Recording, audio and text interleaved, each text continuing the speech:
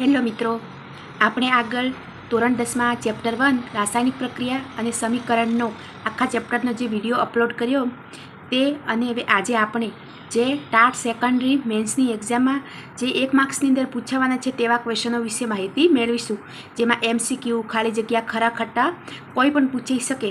તો તમે મારો એક જ વિડીયો જોશો તો તમને આ ચેપ્ટરના બધા શોર્ટ ક્વેશ્ચનો મળી રહેશે.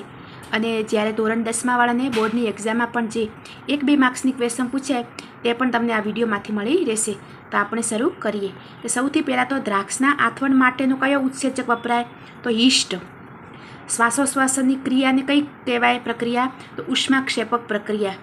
અને ખોરાકનું પાચન એ ઉષ્માક્ષેપક પ્રક્રિયા છે. ખાતર બનવું એ ઉષ્માક્ષેપક પ્રક્રિયા છે. તડાકાભર સળગતો વાયુ તો હાઇડ્રોજન વાયુ, અને દહનશીલ વાયુ તો એ પણ હાઇડ્રોજન વાયુ. દહનશામક વાયુ તો CO2 અને દહન પોષક વાયુ તો O2 એટલે કે ઓક્સિજન. તમારે યાદ રાખવાનું કે દહનશીલ તો હાઇડ્રોજન, દહનશામક તો CO2 અને દહન પોષક તો O2.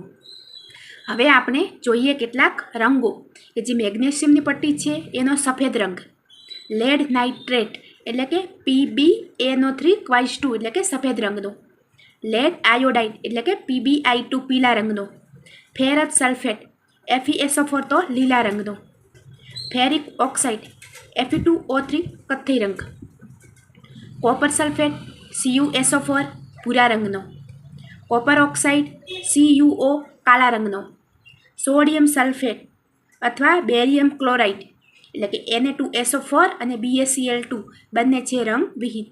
આમાંથી તમને 1 માર્ક્સની અંદર તેના રંગ અથવા તેનું અણુસૂત્ર પણ પૂછી શકે.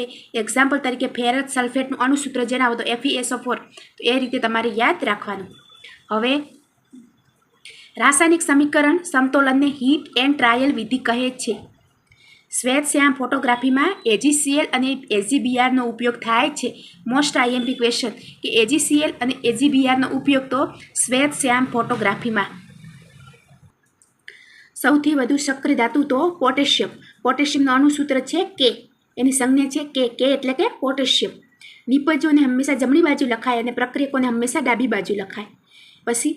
પછી H2Oનું વિદ્યુત વિભાજન કરતાં એનોડ પર ઓક્સિડેશન અને કેથોડ પર હાઇડ્રોજન હોય.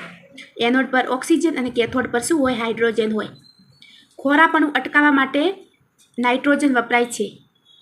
અદ્રાવ્ય પદાર્થને શું કહેવાય? અવક્ષેપ કહે છે. લોખંડના કાટનું સૂત્ર તો Fe2O3 × XH2O. આ કાટનું અણુસૂત્ર પણ મોસ્ટ IMP છે. ખોરાપણું અટકાવવા માટે તો નાઇટ્રોજન વાયુ વપરાય.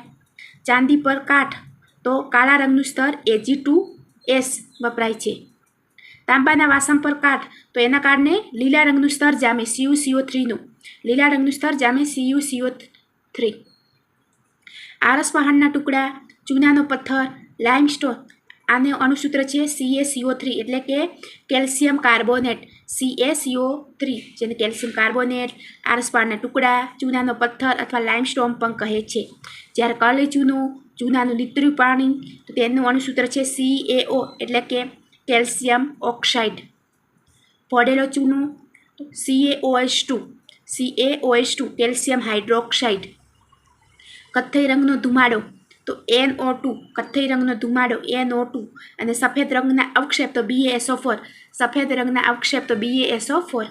હવે કેટલીક રિએક્શન આપેલી છે કે CaO + H2O એમાંથી મળશે CaOH2 પછી ઝીંક + H2SO4 તો ZnSO4 + H2 મળશે. તેના પછીની રિએક્શન છે કે PbNO3 + 2Ki તો નિપજમાં મળશે PbI2 + 2KNO3. AgClમાંથી Ag+ અને Cl2 આ સૂર્યપ્રકાશની હાજરીમાં થાય, જ્યારે AgBr તો Ag + Br2 આ પણ સૂર્યપ્રકાશની હાજરીમાં થાય છે. અને જે સંયોગીકરણની પ્રક્રિયા છે એની વિરુદ્ધ પ્રક્રિયા એટલે કે વિઘટન પ્રક્રિયા. તો ચેપ્ટર 1માંથી આપણને 1 માર્ક્સના ક્વેશ્ચન આટલા પૂછાવાની સંભાવના છે. જો તમને મારો વિડીયો ગમ્યો હોય તો મારા વિડીયોને લાઇક, શેર એન્ડ સબસ્ક્રાઇબ જરૂરથી કરજો. અને કંઈ પણ ડાઉટ હોય તો તમે તે કોમેન્ટ બોક્સમાં જણાવી શકો.